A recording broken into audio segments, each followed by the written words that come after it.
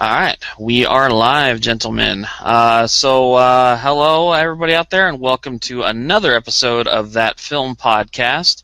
I'm your host, David Weaver, and with me, as usual, is Brian Salazar and James Blunt. This week we're going to be reviewing two films. The first one is A Million Ways to Die in the West, and the second one is going to be our final review of the night, is going to be for Disney's Maleficent.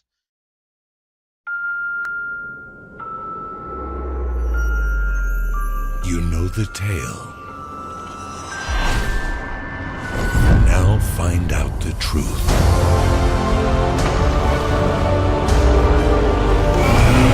There is evil in this world. Hatred and revenge.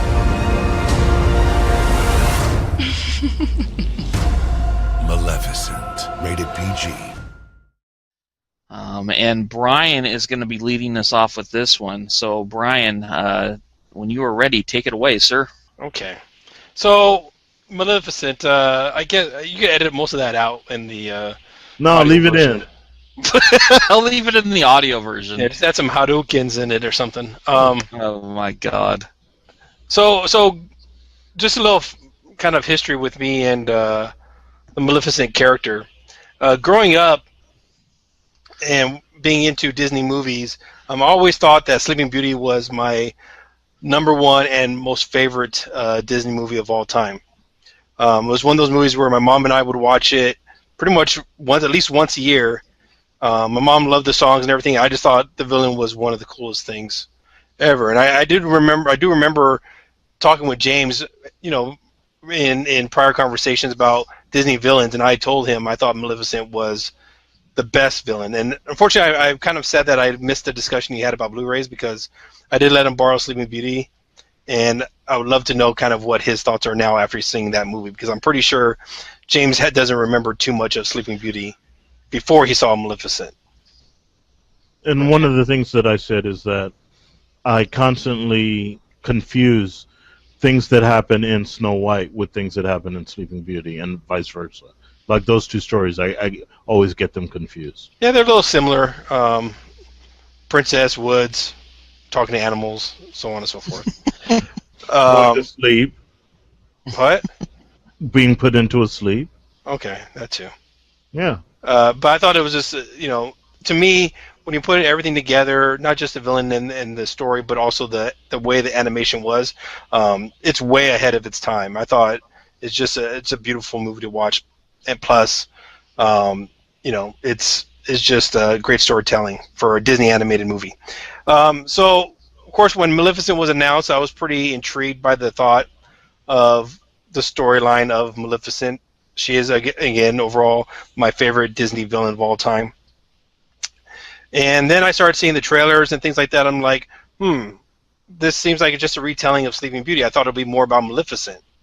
Because that's kind of, I don't know if you guys remember the first trailer or not, but that's how it went. It kind of showed the prick on the finger, Sleeping Beauty more, a little bit of Maleficent.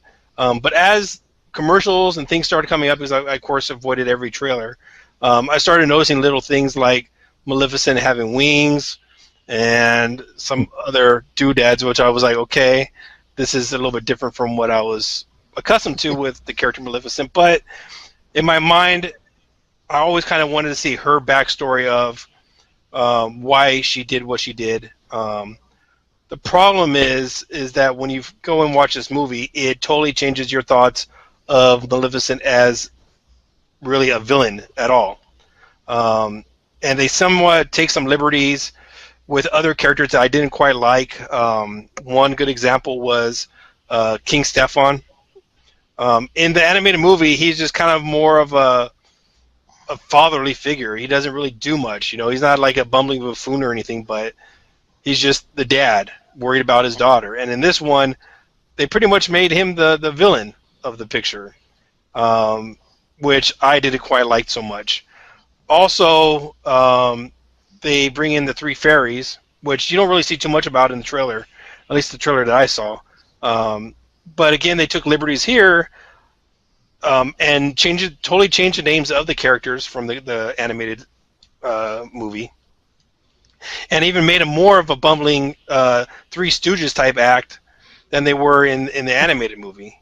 And I don't know, you know, I saw the Sleeping Beauty movie right before I saw Maleficent the day before, and those fairies themselves are actually quite good in the original anime movie, and in this movie, they're just quite annoying to me. It's sad because I think they missed out a good golden opportunity of explaining those characters as well as Maleficent, because I had a hard time understanding why Maleficent or why the fairies were with King Stefan to begin with. It seems kind of weird that they would go to this coronation ceremony when kind of they make King Stefan out to be the big bad guy from near the beginning of the film. So I don't know. It's kind of all over the place. Overall, I would say it's a decent movie. If you have no inkling of the original Sleeping Beauty movie, but to me personally, just being a fan of Sleeping Beauty, I didn't like this film all that much. I just thought that, you know, now everything's going to change with this character. It's not the same one that I grew up with. Now they're going to take out the Disney version at Disneyland or something and put in the good version of Maleficent. It's just a really fine line. And James brought up this point all the time, and I never saw it, but he brought up the point of Wicked, which I guess something similar happens where they look at the witch's point of view of the storyline. And I'm not quite sure if it's always a good thing to do this. I mean, at some points you think it's cool, but it could really mess up certain things. And I really noticed it with this movie. So, again, if you haven't seen the original Sleeping Beauty movie, don't know who Maleficent is, go ahead and go see it in theater. It's okay. But if you're a fan at all, probably just wait for video and check it out when you can when it comes home. So I have a question for you, Brian. You have said frequently, not just now, but like you said, we've talked before, that you think Maleficent is the greatest Disney villain. But why do you think that? Like, what about her? Just her personality in Sleeping Beauty and the fact that she pretty much deemed a child to die in the original Sleeping Beauty, while this film, she takes away one of the fairies' gifts by saying she would just sleep. Again, a way to make her more not a total evil person.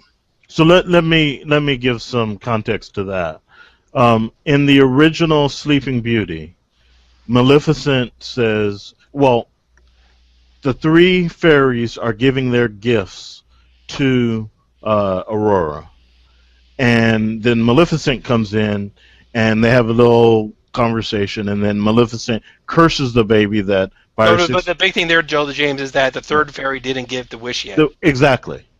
The third fairy hasn't given her wish yet.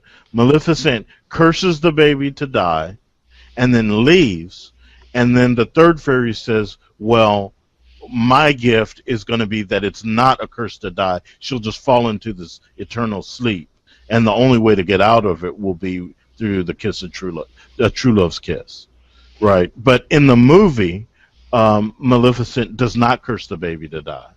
She does the same exact thing. Love's first kiss. Right. She even says the same exact things.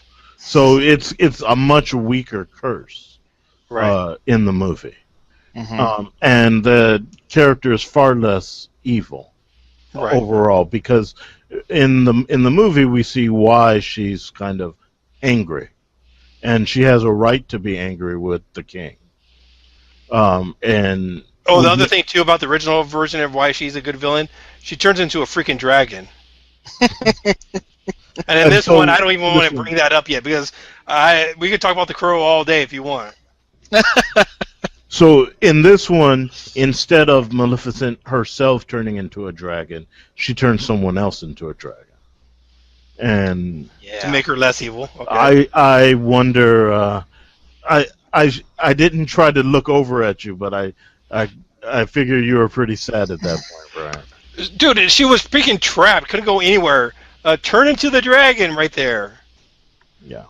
Oh, God. So apparently she can only turn other things into things. She can't turn herself into anything.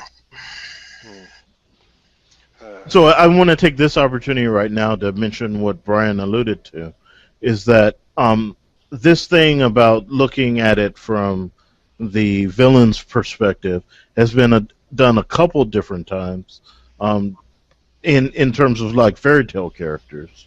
And so, like you Most said, recently, though, most recently. well, recent.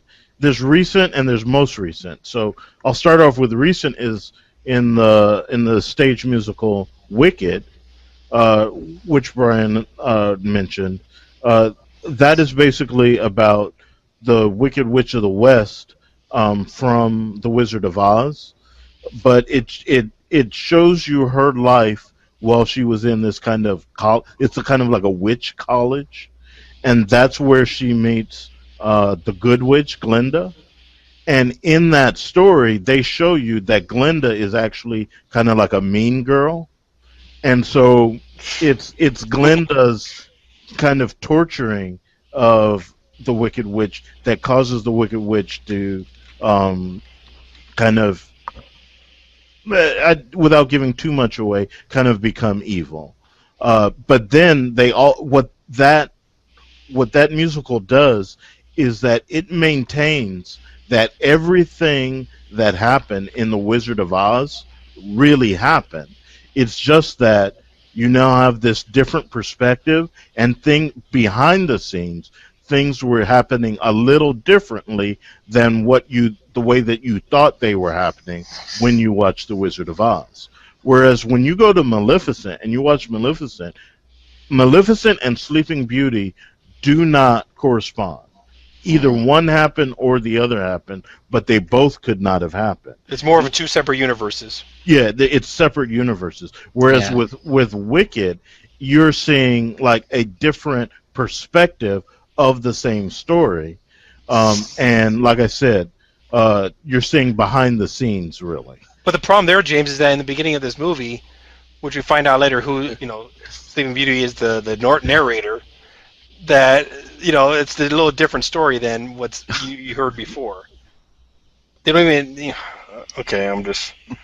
Well, myself up. that was just a spoiler right there. I don't care. Because throughout the movie, I thought that Maleficent was the narrator. Okay. Do you think that it would have helped had Kitty Pryde would have sent Wolverine please. to the past? Don't. You don't want to send me off into that spiral again. This is a Sleeping Beauty franchise reboot. That's what it is. But now, one thing I want to say is that a thing that I'm just moving on. The thing that Maleficent and Wicked had in common is that the two people that you thought were villains end up not being as bad as you thought that they were. The way that I like it the best, and what is most recent, is the way that they portray it in Once Upon a Time, the TV series on ABC. Stealing my thunder. Oh, really? Okay. Well, in Once Upon a Time, they have Regina, who's known as the Evil Queen, and but the reason this series constantly has flashbacks to fairy tale days, and then they show you what's happening in the present day. And when they flash back to this fairy tale days throughout this series, you find out that the quote-unquote good guys did something bad to Regina, and they actually cost Regina her one true love. And when they did that, is what caused her to seek revenge, to try to get as powerful as she could so that she could lash out with this awesome curse against everybody, because she's so wronged. And I think that's a better way, instead of changing the character of Maleficent to someone who ended up was like, oh, she's really good at heart. Like, make it where she was so wronged, and in this movie she really was wronged. Like, she has a reason for being pissed off. Make her so wronged that she just takes all of her energy to lash out at everyone else, and then you have a sympathetic villain. I think you can go with that. on the one hand, she's a bad guy, but on the other hand, you understand why she is the way she is. And you know where that changed, James? Is when she starts hanging out with Sleeping Beauty. Yep. It did.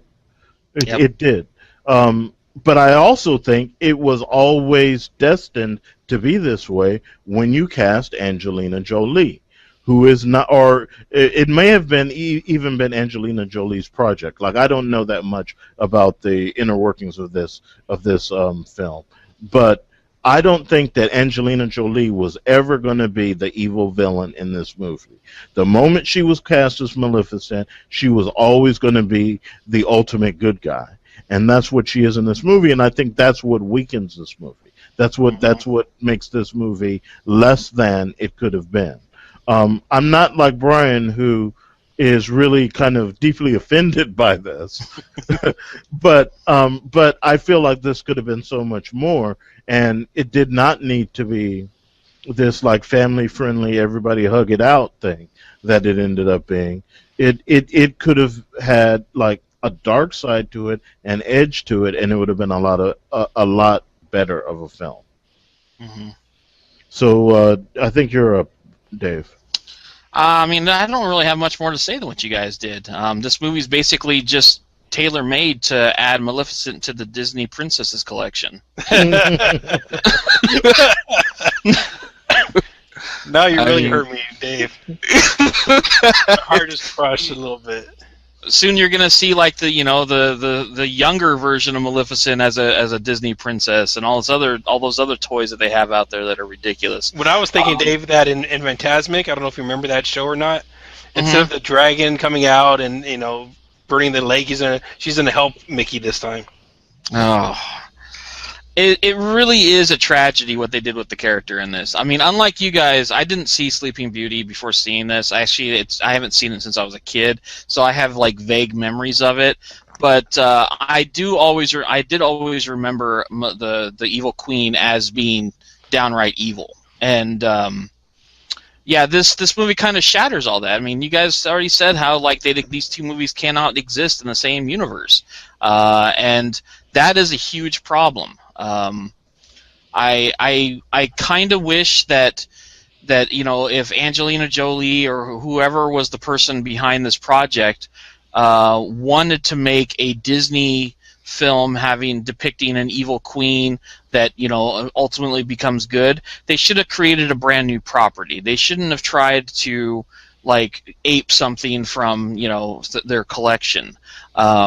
But I'm pretty sure they did it because they knew Maleficent was a very good marketing character. I guess. But then they changed. I guess so. I don't know. Yeah, in the opening stuff of this movie, I was into it. I was like, okay, all right, the fairy world, the humans, the evil, the good.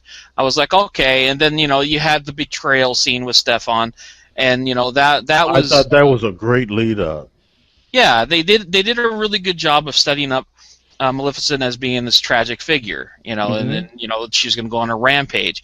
Then almost immediately, like you guys said, after she puts the curse on the child, which, as you guys said, is a watered down version of the original curse, she immediately ceases to be evil anymore. Like there's like this, Stefan sends Aurora off with the fairies, but I mean that was completely pointless because Maleficent was just followed them to where they went. Exactly. Or by the way, in the animated movie, it takes her a long time to even find Aurora again. And that's because her bumbling buffoons were looking at all the cradles.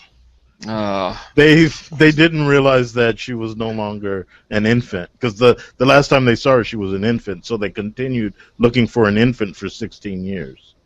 and they did a really horrible job at destroying those spindles.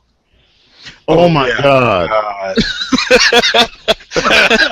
So I mean, when you find out that your daughter is going to be killed by a spinning wheel, and you're the king, you say, okay, every spinning wheel in the kingdom is going to be destroyed. But they just locked them up in the closet. Put them all in the same room. And then kind of toss a little bit of gasoline over in the corner so that they're scorched a little bit.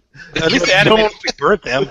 I know. At least they burn them down. Like in this movie, like they're all fully functioning spinning wheels. They're just charred. Like, how does that help? It And doesn't. there's hundreds of them in one room. But like you guys, the turning point for me in this movie where I just totally checked out is the moment where Maleficent tries to, lift the curse. At that point, I knew exactly what they were trying to do, and it was horrible. If they would have just stuck with their guns, and let her be the villain of the piece, of the film, I mean, and let it ride out that way, it would have been It would have been not only a better film, it would have been a better story. And they had a second chance to do that when Prince Philip joined in, because Maleficent was going to be traded on again by Sleeping Beauty. Let's not forget, and I don't know. I mean, does anybody care if I spoil anything in this? No, go ahead. Did either of you guys go slack-jawed when they ripped off Frozen with True Love's Kiss? Explain that part. Yeah. No, well, in Frozen, the True Love's Kiss wasn't from the spoilers. prince. Two spoilers. It was from the sister. I got you. Okay. I leaned over to James and said, "Is it the fucking crow that loves her? Where is the prince? Because the prince doesn't come until like the last half hour." And just like in Frozen, the prince is kind of useless. Right. It's like he isn't True Love's Kiss. Once again, they're redefining what True Love's Kiss means. So, I don't know. I also love the crow, except I loved him in the crow body and not the human body or anything else. Just the reactions that the crow had was awesome. I didn't need to hear him and talk to Maleficent. Well, Maleficent needed to. They needed somebody for Maleficent to talk to. Is basically why there was the crow. Yeah, but he could have just squawked back, and she could have said, "I know I shouldn't have," and just Oh, I see. Yeah, that would have been better, but I think they literally wanted her to have somebody to have a conversation with.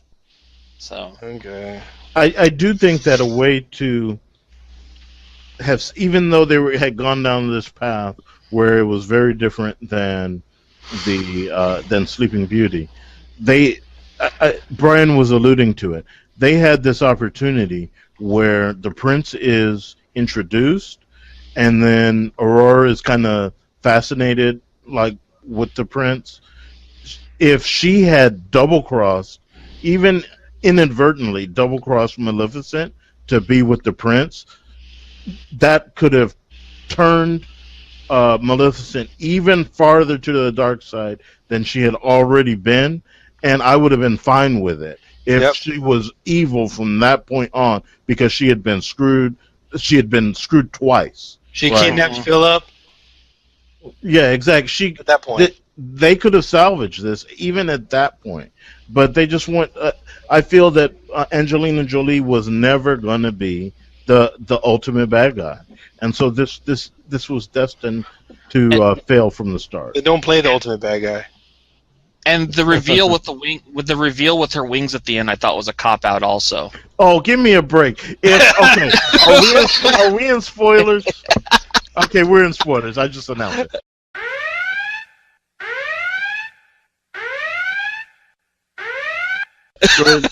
We're about to spoil this crap. So, look, if the thing that where Maleficent got double crossed is that she was in love with this guy, and in order to attain power, he kind of wooed her. They had been separate for a really long time. He came back to her, kind of pretended like he was trying to protect her. He wooed her, and then he disfigured her.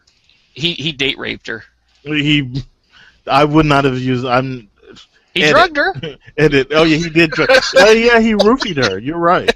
He roofied her, and then she had these powerful wings. He cut off her wings, and presented them to the king to kind of pretend like he had killed her. So he couldn't go far enough to actually kill her because he did have that opportunity, but he cut off her wings, which it's part of her body, and they were part of her power, and presented them to the king as if has killed Maleficent. So she is in agonizing pain. Like, this is the thing that sends her over the edge. This is the thing that makes her evil. And then, by the end of the movie, all she had to do was be in close proximity to her wings, and they fly over to her and reattach to her body. Like, that's all it took. So why didn't she just go back and get her wings from day one? She waited almost 20 years. She waited, exactly, because he wasn't king yet. He wasn't married yet when all of this happened, and we know that Aurora is 16 years old. So she waited darn near 20 years to get her wings back, when this could have happened from day one, and you don't even have to sit through the rest of the movie. And by the way, she went into the castle to do the curse. That's right. She went. That's right. When Aurora was born, she went into the castle. So why did she just pick up her wings on the way out? Does that mean the wings are up there flapping the entire time? I guess so. They're like, come get me. I'm up here. Here I am. And don't even forget, she has a crow that could go and grab them. No, don't even. This is so. Yeah, it's a fail. So what's better, James? The animated version or this version? Oh, they're two completely different things. Okay. You started out by saying something about, if you're not familiar with. I would say, if you've never, and what is it, like a 50-year-old movie? Maybe more than that, probably. More, right. So if you've never seen Sleeping Beauty, then you'll probably adore this. This might be really cool. But it's a vast departure of anything that you would have thought if you've seen Sleeping Beauty. And I feel, even if you've never seen Sleeping Beauty, this movie would have been so much better if the evil queen was actually evil. Yeah, it should have been. It should have been a fairy. It should have been a. It should have been a companion piece to Sleeping Beauty, not an alternate version. Right. Yeah. And like I say, in Wicked, even though they ultimately show you that the Wicked Witch of the West is really not evil, it still maintains everything that happened in The Wizard of Oz. It's just that there's things are going on that you don't know about, but the Wizard of Oz is still maintained. Are you saying that the Wicked Witch doesn't hang out in Kansas and watch Dorothy grow up and all of a sudden become nice? Yeah, that does not happen in Wicked. I'm saying with Wicked, the two things can coexist. Whether or not you like Wicked is irrelevant, but the two works coexist, and in this, that can't happen. Yeah. I'm going to go off a Brian scale, and I'm going to say that Cabin Boy was better. Is that how we're rating it now? But in all seriousness, I wasn't all that entertained with this movie. Actually, even the stuff that it did right, I found was a little bit kind of boring and bland at certain points. I know Angelina Jolie's been getting a lot of praise out there for her performance. I thought she was okay, but I don't know. I mean, I know she's been gone for 4 years from movies, but it's no need to go overboard and start praising her for this performance that I think is basically on par with some of her other performances. So I don't know. I guess if you're interested in it, I wouldn't say check it out in the theater. This is strictly a rental in my opinion. So yeah. Yep. But yeah, man. I think I can agree with that. This is a rental. Okay. The end of May brought us the two worst films of the summer so far. So you're correct, sir. It's kind of sad. We were going on a good run there with decent to good movies, and now we're, I don't know. I still think everybody in the world should see this movie no matter what. No, of course you do. Especially in 3D and in IMAX. Yes. Buy two more seats plus yours. You want to be comfy. Yes. Oh my God. Okay. So Edge of I think Tomorrow. Yay. we're safe to end this. Yeah, Edge of Tomorrow. Nobody's gonna go see Fault in Their Stars. What is that? That's Dave's one credit movie. That's Oh. perfect. That's the cancer movie. Oh, the one that James talked about. Did you see my response? I did. Yeah, I think that ending you came up with is very likely. Okay. So I don't know if I'm going to see it though. I'm not all that intrigued by it, and my girlfriend does not like the lead actress. So that all signs point to me most likely not seeing that. So, but yeah, definitely Edge of Tomorrow next week. Or this week, I should say.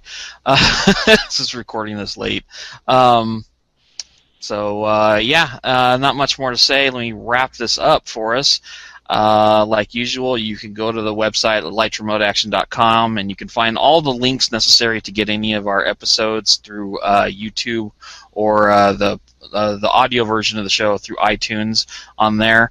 And you can also find any of my written reviews on there as well. And I think that's about it. We're done. So next week we'll be back with Edge of Tomorrow. So until then, everybody out there, take care. Have a good week.